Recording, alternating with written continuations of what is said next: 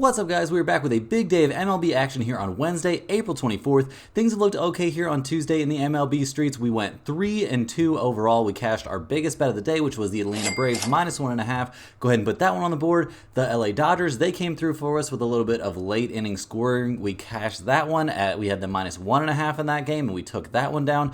The Tampa Bay Rays, though, they had a lead at a couple different points in that game, or at least one different point, but they ended up giving that one up. So Tampa Bay -148 did not come through for us. We also saw the Chicago White Sox Minnesota Twins game. That under didn't hit for us, even though it was looking good through I think 7 innings or something like that. We saw a lot of scoring in the 8th inning, so that was pretty disappointing. But the Toronto Blue Jays Kansas City Royals under 8.5, that one came through. It was good as gold. So we'll take that 3-2 day where we cash our biggest bet of the day, and we have a winning day overall. So definitely take that one. No complaints here. We have another great MLB slate to break down in this one, so let's go ahead and jump right in. But first, let's take a second and hit that like button to show some support for the channel and all the work we're putting in here every single day. If you're new, go ahead and subscribe. It's 100% free. It can keep you from missing out on these picks. Our videos are sponsored by StumpTheSpread.com. Click the link in the description and go over there and join our free email list and check out our top confidence plays on all the major sports. Comment below with all the bets you're looking at today, and we will give you our best advice on all of them. We respond to absolutely every single comment, so let us know anything you want to say about my picks, these videos, or anything you see here.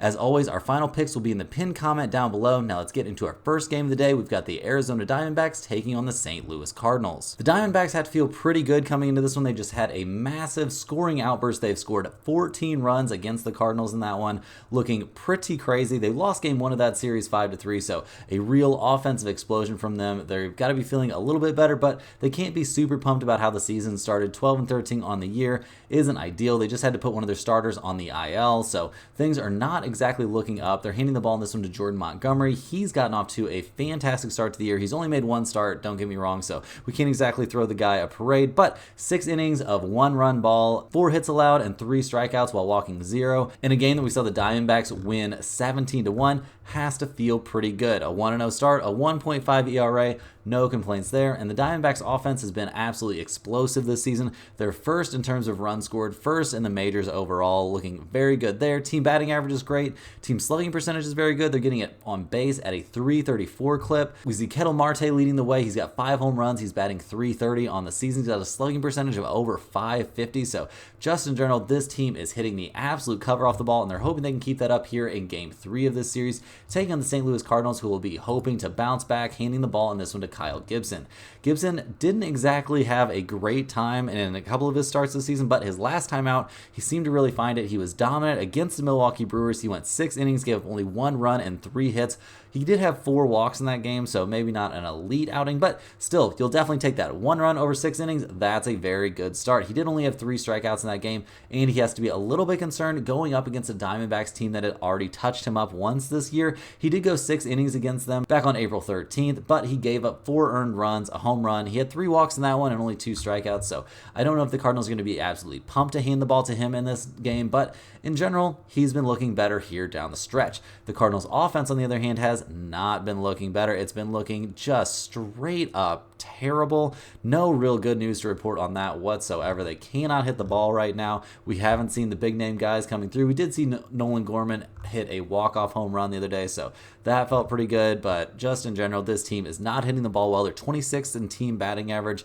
They are 25th in terms of runs scored in the majors this season. Their on-base percentage is just barely over 300. Not a lot of positives to report here for the Cardinals. Looking at the numbers for this game, we can see that the odds makers agree with us. They've got the Diamondbacks at -118. Guys, I think we're very, very likely to be on the Diamondbacks in this game. If you wanted to take them -1.5, I don't really love that spot. I mean, you can get a very good price on that, but we don't exactly think that Kyle Gibson is in for a terrible start. And the Diamondbacks, obviously their offense is due for a little bit of regression, a little bit of a cooling off period here, but we don't trust the St. Louis Cardinals at all right now. We don't really trust Gibson in a matchup where he's already looked bad, and we have definitely seen Jordan Montgomery get off to a good start here, so definitely give me the Diamondbacks. I don't know if it's going to make it into our pinned comment play, but I think there's a very reasonable chance. Next up, we've got an early afternoon game between the New York Mets and the San Francisco Giants. The Mets come into this game. They're currently playing the Giants right now in game 2 of that series. It's in the top of the 4th. It's 0-0, so not a whole lot of things we can take from that game right now. But in general, looking at this one, looking at this pitching matchup, we've got Sean Manaea out there on the bump for the Mets. He comes into this game 1-1 with a 4.12 ERA, and he's fresh off of a pretty respectable start against the Dodgers, where he went 5 innings, gave up 4 hits, and only 2 earned runs. So against the Dodgers, that's nothing to turn your nose up at. And just in general, this season he's looked very, very good, except for one outing of getting just absolutely obliterated by the Kansas City Royals. He did give up 8 runs in that game and only 3 2/3, so that was pretty bad. But other than that, he's looked very, very serviceable this season. In general, we can look at the Mets offense. It's coming back here a little bit down the stretch. They've had a hard time over the course of the season in general, but they're trending in the right direction. They're into the top half of the league in most of the major categories. They've scored 104 runs this season, which is good for 12th in the majors. Team slugging percentage could definitely use a little bit of work, though. That's below average, but their team on base percentage is very, very good. We see Harrison Bader is off to a good start. Pete Alonso's hit 7 home runs this season. So in general, we can feel pretty decent about where the Mets offense is at right now and kind of where it looks like they're headed. Taking on the Giants in this one, we see that San Francisco has not gotten off to the start they envisioned. They're only 11-13 on the season overall. They're going to be handing the ball to Blake Snell in this one. And guys, it seems like something is just not right with this guy here coming out of the gate. I mean, he's obviously coming off of injury, so we have to maybe give him a little bit of leeway for that one. And he's had insane success over the course of his career, but right now things are just not looking good. His first outing of the year went only 3 innings against the Washington Nationals, gave up 3 earned runs. Against the Rays, he went 4 innings, gave up 7 earned runs, and then his last time out against the hard-hitting Arizona Diamondbacks, he gave up 5 earned runs over 4 2/3. He's just not having a very good time out there. His stuff doesn't look right. He's got an 11.53 ERA and an 0-3 record this season, so yeah, guys, I don't know, man. Not a lot to feel good about Blake Snell right now. And in general, the Giants' offense has not been looking that great. I mean, they're a little bit better than average, don't get me wrong. They are coming off of a game where they scored 5 against the Mets, so I guess they can feel good about that one.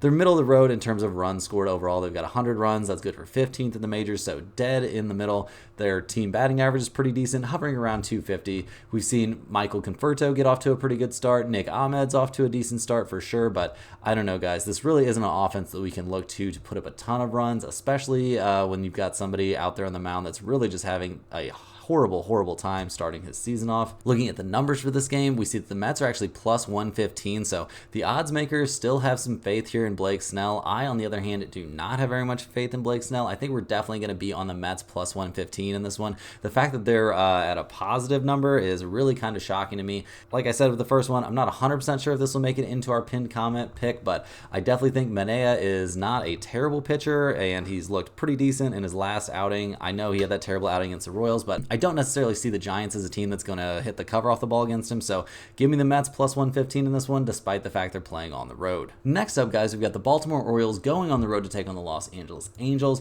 The Orioles and the Angels are currently playing right now. They're in the top of the 4th inning. We've already seen the Angels score 5 runs, so they've jumped out to a pretty big early lead here, hoping they can even this series at 1 game apiece. The Orioles did come into this game playing pretty well. They won 3 in a row and 7 of their last 8 overall. They're 15-7 on the season, and they just have to be pumped about how things have looked right now. They're handing the ball in this one to Dean Kremer. He comes into this game, he could use a little bit of help. He's 0-2 with a 4.91 ERA. He is coming off of a pretty serviceable start against the Royals. He gave up 3 earned runs over 5 2/3 innings, but he only gave up 2 hits in that outing. So just in general, he looked pretty good, but the outing before that, he got absolutely shelled by the Milwaukee Brewers.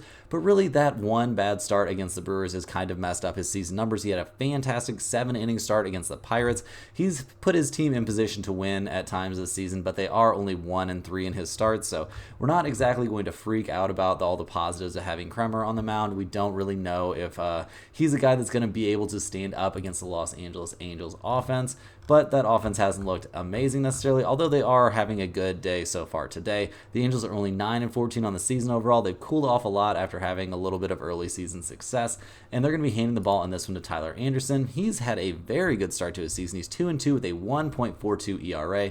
He comes into this game fresh off of shutting down the Cincinnati Reds. He gave up only a single earned run over 7 innings of work at Cincinnati, so very impressive to have that good of an outing at the Great American Ballpark. He did get knocked around a little bit by the Boston Red Sox in the start before that, but his 2 starts to open the season, he went at least 7 innings in both of those, gave up 4 hits and 0 runs in both of those outings. So the guy is absolutely dealing right now. This tricky left-hander, he's just looking fantastic out there. There's no way around it.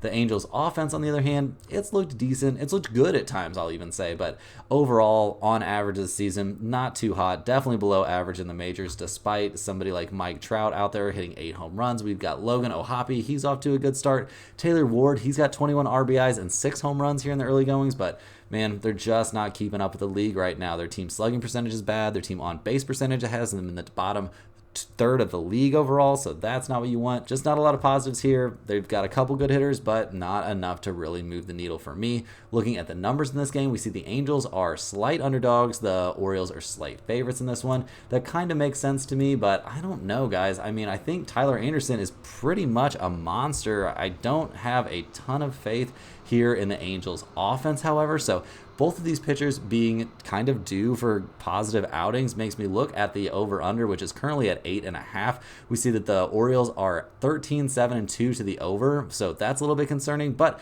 the Angels are 12-11 to the under. They're not an elite offensive team, and just in general, I think we can expect very, very good things here from Tyler Anderson, who has been a lights-out pitcher. I think we see good things for Kremer, so in general, I'm leaning towards the under in this game. Next up, guys, we got the Milwaukee Brewers going on the road to take on the Pittsburgh Pirates in an NL Central showdown. We've seen the Pirates take both of the first 2 games of this series, so Milwaukee is just looking to get some sort of win here on the board. They probably had high hopes coming into this one against a struggling Pirates team, but that has not really panned out so far. They're going to be handing the ball in this game to Bryce Wilson. He has not looked exactly amazing this season. I mean, he's been in and out of the starting rotation. In his one start this season against the San Diego Padres, he only went 3 2/3 innings, but he only gave up 2 hits and had 2 strikeouts and 1 walk in that outing. So can't be too mad about that. He did look good his last time out against the St. Louis Cardinals in a game that was way out of hand. He did pitch 1 1/3 innings, gave up no hits, just a clean outing in that one. So I think they can feel decent handling the ball in this one, but they probably don't think he's very likely to go deep into this game. They probably even have some sort of limit on how deep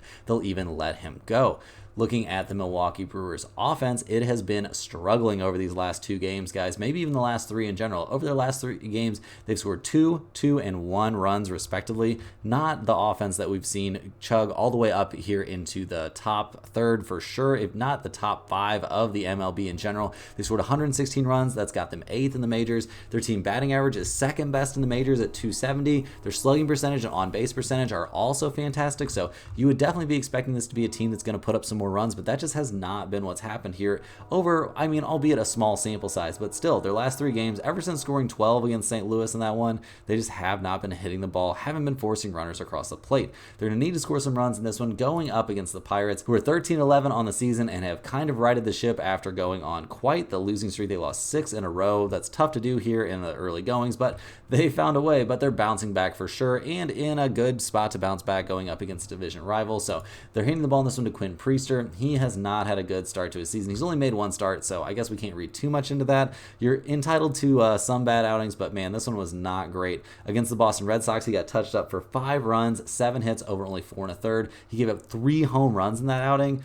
Not exactly the look you're hoping for from the Pirates here. This is not a guy that's gotten off to a good start whatsoever. Pirates bats in general, though, are coming alive here a little bit. I mean, these are pretty low scoring games. We did just see McCutchen hit another leadoff home run. It's his 2nd game in a row hitting a home run, so that's great for him. It's a good story for sure. We've seen Connor Joe get off to a solid start, but in general, the Pirates have been pretty middle of the road this season, although they did get off to that hot start, so their bats definitely have the ability to heat up here, and maybe we'll see that a little bit coming into this game, but they're going to need to with Priester out there on the mound. This team hasn't been amazing hitting the ball. Their team slugging percentage is all the way down to 23rd in the majors, so we have some definite question marks about this offense overall. Looking at the numbers for this game, we see it's basically a coin flip. We've got the Milwaukee Brewers minus 108, the Pirates minus 108, and an over-under sitting at 8.5. Neither team has been hitting the ball particularly well, but I don't have very much faith here in Quinn Priester, and the Milwaukee starter situation is pretty weird also, with Bryce Wilson making a spot start in a situation where we don't really expect him to make it super deep into the game. So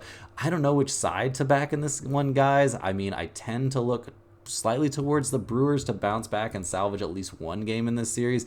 That makes a decent amount of sense to me, but I don't think this is a game we're necessarily going to be on. There's not a lot of trends we can look at for the over-under. If you wanted to take the over on just like the trying to catch both offenses kind of making a resurgence, I guess I couldn't fault you too much for that one. This should be a situation where they're going up against a lot of bullpen guys, so maybe that could be good, but I think this is a game just in general that we're probably not going to be on. Moving right along here, guys, we're looking at the Philadelphia Phillies going on the road to take on the Cincinnati Reds in Game 3 of that series. Each team has won one game so far, so it's going to be the last game here to determine the series winner. We've seen Cincinnati, they got that 8-1 win, a very, very comfortable win in Game 2 of this series, so have to feel good about that. We saw De La Cruz hit a home run for the Reds, so in general, the Phillies have to be feeling a little bit bad about how that game worked out. They're going to be hitting the ball in this one to Spencer Turnbull, though. That can help them turn that frown upside down. He's 2-0 on the season with a 1.23 ERA, so the guy has been absolutely dominant. He gave only a single hit against the Chicago White Sox his last time out in 7 innings. That was a game where we saw the Phillies win 7-0, and the Phillies have won every single time we've seen Turnbull on the mound this season, so just in general, the Phillies had to feel great about handing him the ball. They've also got to be feeling pretty good about how the offense has looked. I mean, obviously not in that last game, but they did score 7 runs in the game before that, so things are looking up for sure. They're 13th in the majors in terms of runs scored, top 10 in the majors in terms of batting average, hitting .247 as a squad. We've seen Trey Turner get off to a solid start. Kyle Schwarber, he's striking out a lot, guys. That's just kind of his thing. He's batting only .200 this season, but he has hit 6 home runs.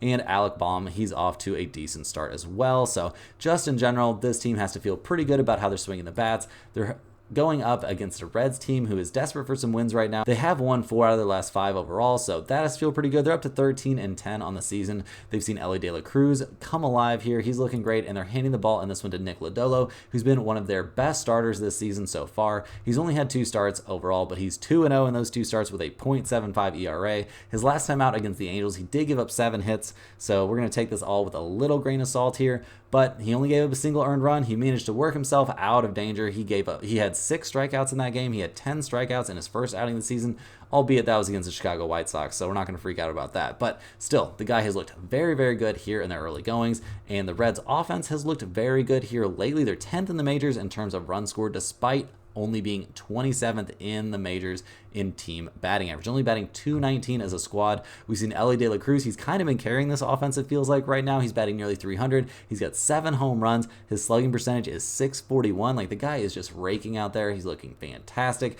He had a 2-run home run in game 2 of this series. So in general, the Reds had to feel very good about how they're swinging the bats right now. Looking at the numbers for this game, though, it's kind of interesting to see the over-under is at 8.5, and both teams are trotting out guys that are looking like aces here in the early goings. We see the Phillies are definitely an under team. They're 14-9 to the under. We see the Cincinnati Reds are definitely an over team. They're 13-9 to the over. So that's a little bit of a mixed bag here. Can we find any numbers out there that will help us out on this pick a little bit? It'd be great if we could find some 9s, and there are certainly some 9s still out there, guys.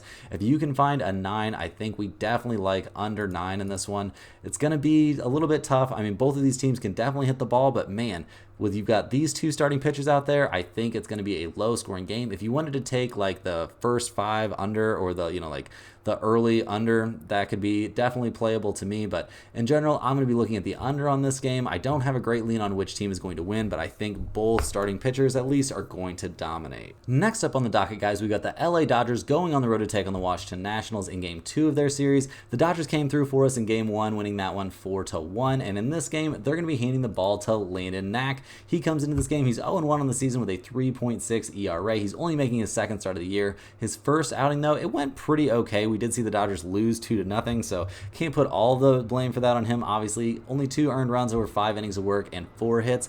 Not too shabby. He did give up a home run in that outing, though, so that's not exactly what you're looking for. In general, this young guy have to feel decent about how he started the season, and maybe he can improve here going into his 2nd start of the year. The Dodgers have clearly been one of the best offensive teams in the majors. They've scored 124 runs, which is tied for 4th place in the MLB. Their team batting average is hovering around .260. That's 5th in the majors. Their team slugging percentage, all of the major hitting numbers, guys, they're easily in the top 10 in the majors. So they have to be feeling pretty good about that. They did only score 4 runs in their last outing, but the game before that against the Mets, they scored 10 runs. So they're definitely hitting the ball well. We just saw Ohtani hit a 450-foot home run into the 2nd deck at Nationals Park. So that was an absolute bomb from him. And in general, the Dodgers have to feel pretty good about their ability to put up runs on the Washington Nationals, who are only 10-12 in the season so far. They did win a series earlier this year against the Dodgers where they were kind of able to shut down the Dodgers offense. But handing the ball here to Jake Irvin, the Nationals probably feel pretty comfortable in that one. The last time he faced the Dodgers, he went 6 innings, gave up only 4 hits and 0 runs. He had 6 strikeouts, and that was only back on the 17th, so that was this guy's last start. He's looked very good this season just in general, especially in his last 2 starts, so he seems like he's kind of figuring things out and getting stronger as the season goes on. He's 1-1 with a 3.13 ERA. He's a big right-hander. He can really throw it. I think they have to feel pretty good about handing him the ball. How good do they feel about their offense right now, though? That's kind of another story. This team has not looked great at the plate. They're very middle of the road, except for when it comes to runs scored, where they are one of the worst teams in the majors. They've only scored 80 runs so far this year, guys. That's 27th in the majors overall. Not a fantastic spot. Their team batting average is only .338. We have seen Luis Garcia Jr. get off to a good start. CJ Abrams has 6 home runs and 12 RBIs. He's batting .316, but just in general, this team hasn't been known to put up a ton of runs this season. In general, looking at the numbers in this one, guys, we see the Dodgers are big favorites once again. They're -185. We see the Nationals are +160. I don't really see why this over-under number is so big. I mean, maybe they don't trust Knack in this game, but I don't know, guys. This is a tough one to figure out. We do see the Dodgers are a massive over team. They're 15-8-1 to the over, but they're going up against a pitcher who shut them down the last time they faced them. I kind of tend to lean towards the Nationals +160 in this game or the under. We see the Nationals are an under team for sure. The Dodgers look like an under team to me when facing Jake Irvin, so I might be leaning at the under 9.5 in this one. We'll see where we end up with in this one if it ends up in the pinned comment pick, but I don't trust the Dodgers hitting that much right now. They haven't looked amazing so far in this series, albeit in a small sample size, don't get me wrong, but they definitely didn't look good against Jake Irvin, so the under is certainly in play for me. Next up, guys, we have the Detroit Tigers going on the road to take on the Tampa Bay Rays. We saw the Tigers get the win in Game 2 of this series, so they're already up 2-0 in this series, and they've won 3 in a row to push their record to 14-10 on the season. They're handing the ball in this one to Jack Flaherty. He comes into this game, he's 0-1 with a 4.44 ERA. And he's fresh off of kind of a tough outing against the Minnesota Twins. I mean, he gave up 4 runs, but only 2 of them were earned. He did have 10 strikeouts in that game, so you can tell the guy just has elite stuff. He's had elite stuff his whole career. I mean, he had 10 strikeouts and 18 strikeouts over his last 12 and a third innings pitched. Like, that is dominant stuff, but he just gets touched up for some runs. Like, there's just no way around that. That's why his ERA is so high. But we have seen the Tigers have pretty good success in his starts this season. They're 3-1 in his 4 starts this year. And, I mean, they haven't been against elite teams, don't get me wrong. It's the Twins twice, the Oakland A's, and the Chicago White Sox. So he hasn't faced that tough of competition, but the Tigers in general, they don't put up a ton of runs, guys. This offense hasn't looked great. They are seeming to turn it around a little bit, though. They've scored 6, 7, and 4 runs over their last 3 games, respectively. All wins in that stretch. We've seen Kerry Carpenter get off to a good start. Riley Green crushes 2 home runs and had 3 RBIs in the win against Tampa Bay in Game 2 of this series. So just in general, they have to feel better about how they're hitting the ball, but I don't think we can put them up there as like some sort of elite offensive team. They're going to need to continue to score some runs here, though. The Tampa Bay Rays have to be desperate for a win. They've now lost 3 straight. They've fallen to 12-13 on the season. They're hitting the ball in this one to Tyler Alexander, who's gotten off to a, we'll say, decent but not great start. His last 2 starts have been very good. Against the Yankees his last time out, he only gave up 2 hits over 5 1/3 innings, so that's, I would say, an elite performance. He had 4 strikeouts and 1 walk in that outing. The outing before that against the San Francisco Giants, he gave up 2 earned runs over 6 innings and had 4 strikeouts and 1 walk. He did give up a home run in that one, but in his first 2 starts of the season, going against the Blue Jays and the Rockies, he got absolutely torched. So that's a little bit concerning, but it seems like he's figured things out here down the stretch. The Rays are 2-2 in his starts this season, but their offense just in general has not looked amazing, and it has not looked great recently. Over their last 2 games, they've only scored a total of 3 runs. The game before that, they only scored 4 against the Yankees. In their 1 win in their 3-game series against the Yankees, they won that one 2-0. So they're just not finding a lot of hits, just not finding a lot of ways to get guys across the plate. As a team, they're batting .242. Their team slugging percentage is very low. It's only .356. Team on base percentage is hovering right there around .300, which has them 23rd in the majors. This is just not a team that's pushing runs across the plate. Looking at the numbers for this game, we see that the Rays are actually slight favorites. They're -112. The Tigers are -104. We see Detroit, they're a slight under team, 12-10-2 to the under. We see the Rays are a slight over team, 14-11 to the over, but man, that has not been happening much lately. This is not a team that's scoring a lot of runs. Looking at the over-under for this game, it's at 8.5. I think we can feel pretty good about where both starters are at. We're a little bit concerned about Flaherty. He's going to have a lot of strikeouts, but he's also seems like he's always going to give up some runs, so we might tend to look towards the under in this game. I don't hate the idea of taking the Rays here to salvage a win in this series, but they burnt us yesterday, so I don't think we're going to be on the Rays. It looks like to me, guys, if we're going to be on this game, we're very likely to be on the under. I don't see a ton of offense coming out of this one if we see another solid start from Flaherty, and I think Tyler Alexander is in a good spot to have another good start. Next up, guys, we're looking at the Oakland A's going on the road to take on the New York Yankees. The A's come to this game fresh off of a 4-3 loss. Tough loss for them there. They're only 9-15 on the season. Things aren't looking great. They're handing the ball in this one to Joe Boyle. He's going to be making his 5th start of the season, coming off of getting absolutely shelled by the Cleveland Guardians. He has had his positive starts this season for sure. He did well against the Nationals and the Detroit Tigers, but he got shelled by the Boston Red Sox and shelled by the Cleveland Guardians, like we just said. That's all contributed to him having a 1-3 record on the season with a 7.23 ERA. Not a ton of positives. I mean, this guy is a giant right-hander. He's got decent stuff. He's a young guy, though, so we don't really know what to expect from him on a day-to-day basis. Consistency is going to be the name of the game for him if he wants to improve, and he's going to need to be consistently elite if he wants to get wins here for the Oakland A's, who are a terrible offensive team. They're 29th in the majors in terms of runs scored, and they're bottom 2 or 3 in the majors in basically every major hitting category. Just no positives out there. JJ Bleday, he's the guy leading this team in hitting. He's batting only .235 on the season. So that's all we really have to say about the A's offense. They're going to need to find some magic here going up against the Yankees, who are 16-8 on the season overall. They bounced back and got the win in Game 2 of this series after getting shut out in Game 1. The Yankees' bats aren't exactly where they want to be, but they're handing the ball in this one to Clark Schmidt. He comes into this game 1-0 with a 3.15 ERA, and the Yankees are 4-0 in games that he started this year. So that's a pretty promising trend. Looking at his last outing, he had only a single run against the Tampa Bay Rays. He had a pretty good outing even against the Cleveland Guardians, who are a great offensive team. He gave up only 1 earned run in that one. He did have 5 walks, so something of a control issue, but against the Rays, he had 0 walks, so has to feel good about how the ball's coming out of his hand right now. And in general, 1-0 with a 3.15 ERA, not a bad way to start your season. Looking at the Yankees hitting this year, that's been a very mixed bag. We have seen Juan Soto get off to a very, very good start, but there's been some guys definitely struggling for the Yankees here. They're only 15th in the majors in terms of runs scored. Their team batting average is only .234. Team on base percentage is very good. They've got some selective hitters up there. They're definitely willing to work deep into counts and find their way onto base, but I don't know, guys. It's been a little bit tough at times for the Yankees, just in general. I mean, their hitters, some of their big name hitters, not basically just going to say Aaron Judge here, haven't had the best time at all. Looking at this game, though, I think we're likely to back the Yankees here against the run line. They're only 11-12 against the run line, but that's the same as the Oakland A's, so we're not really too terrified of that one, and we're not very interested in the Yankees minus 222. So go ahead and give me the Yankees minus 1.5. If you take them minus 1.5, you can get them at plus 100, so that's pretty good. I think that'll definitely be our play on this one. Next up, guys, we're looking at the Chicago White Sox going on the road to take on the Minnesota Twins.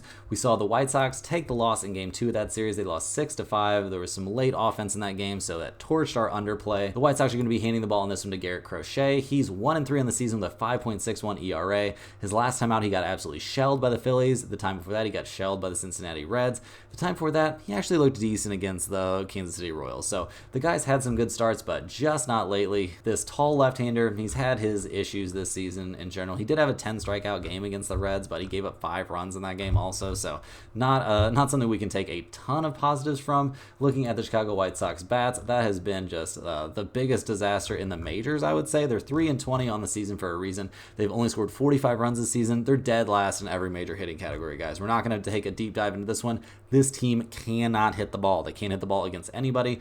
They are an atrociously bad offensive team. They're going up against the Minnesota Twins, though, who aren't exactly a great offensive team, and they're going to be handing the ball in this one to Joe Ryan. He comes into this game 0-1 with a 3.57 ERA, so I guess there's some positives there. His last time out, though, not a good look. He got knocked around pretty aggressively by the Detroit Tigers. He had 4 earned runs on 7 hits. He had 6 strikeouts, but that was all over the course of 5 1/3 innings. We see the Twins are 2-2 in starts that he's made this season. He obviously has yet to register a win, so not a super great look from him in his last 2 outings and kind of his last 3. So this guy has been something of a mixed bag, along with the Twins offense, which has also been a mixed bag. And by mixed bag, I basically just mean a bag of crap, because they've been one of the worst offensive teams in the majors. Only 74 runs on the season. That leaves them in 28th in the majors. Their team batting average is 201.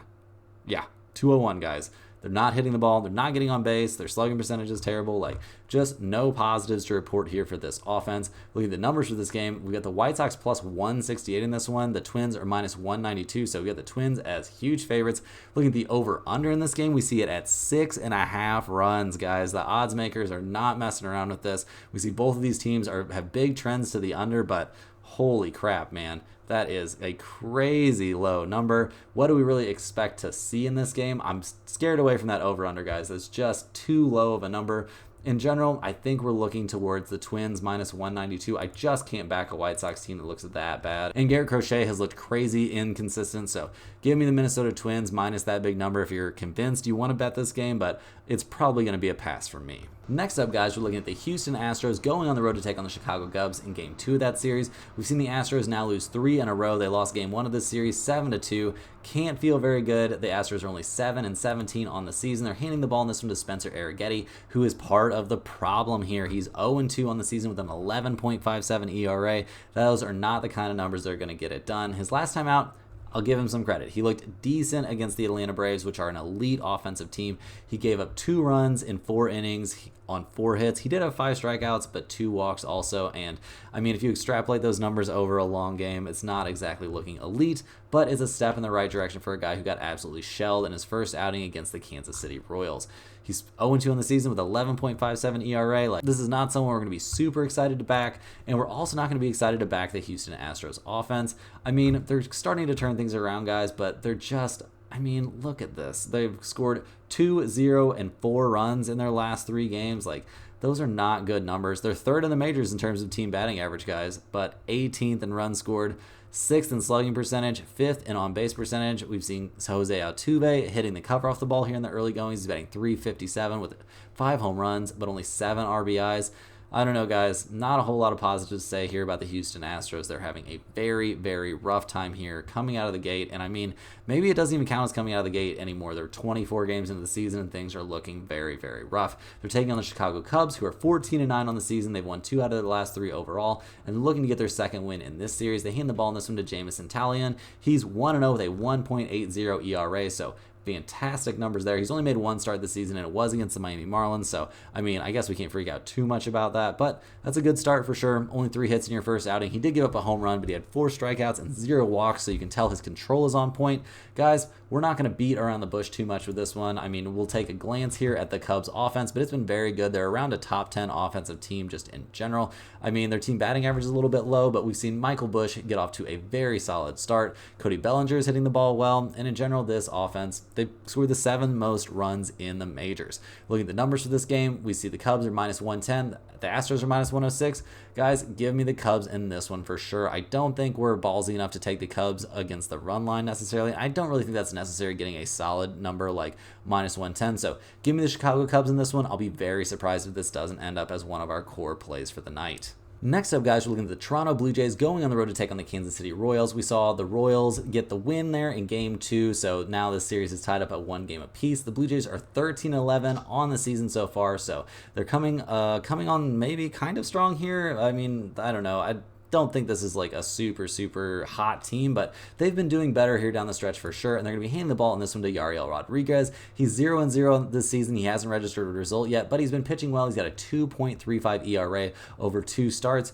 Not a guy that's going to go super deep into the games, though. In his first start of the year against the Colorado Rockies, he only lasted 3 2/3. He gave up a single earned run. In his second start of the year at the San Diego Padres, he gave up 3 hits, only a single earned run, but a home run. He had 7 strikeouts over those 4 innings, but he just hasn't been making it deep into games, which can be a little bit tough on the bullpen. We see the Blue Jays offense this season. Trey Turner's off to a good start for sure, but in general, this team not hitting the ball super well. Their last time out, they only scored 2 runs.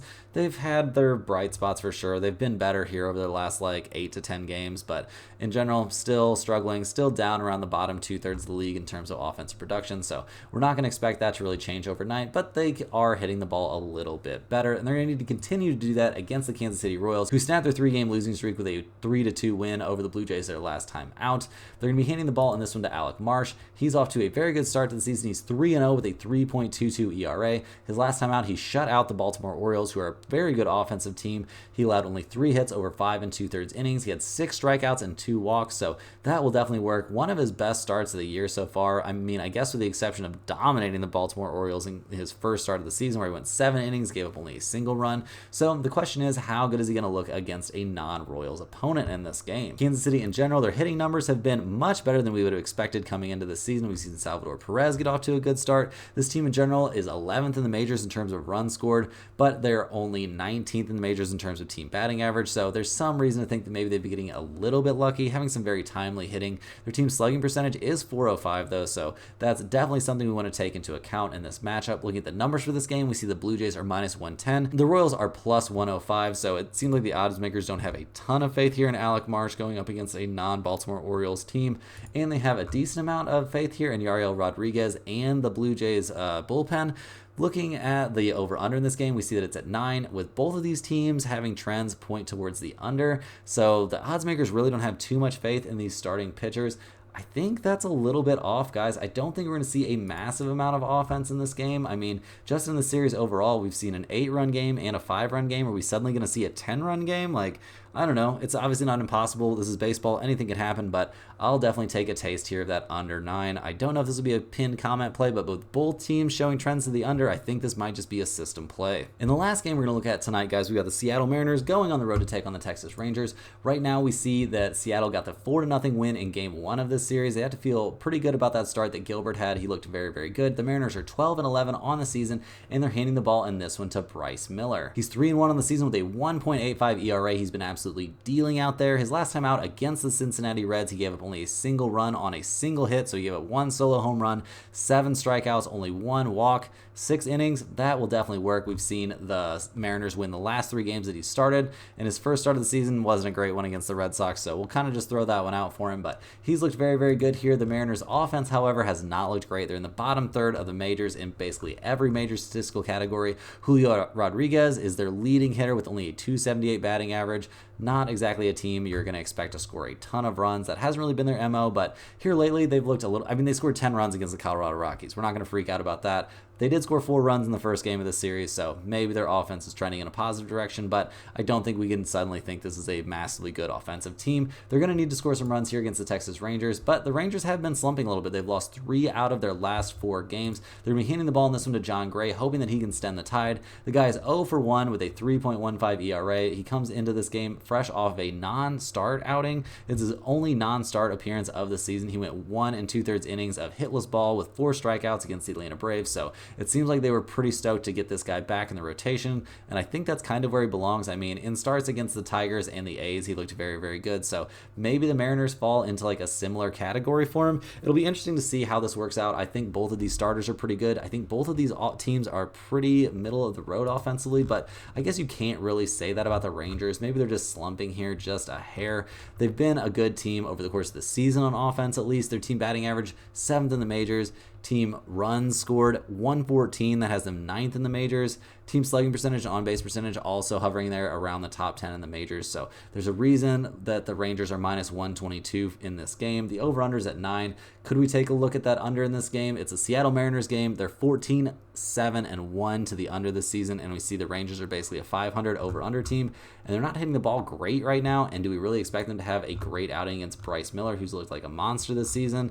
I don't really know, guys. This is kind of a tough one for me, but I tend to look towards the under. If you wanted to take the Mariners to maybe get the win in this game, I could also see that a little bit. I don't have a ton of faith here in John Gray. I mean, he's coming off of a bullpen appearance, so like, why are they having him come out of the bullpen if they really have faith in him as one of their better starters? So I'm going to be looking at the under in this game possibly. It's a big number. It's currently at 9, so might want to jump on that one, but we'll have to see if this makes it as a pinned comment play. That's all the games we have for today, guys. Hit that like button for good luck on all of your bets, and subscribe to the channel if you're new. Let me know in the comments any questions you have on today's slate.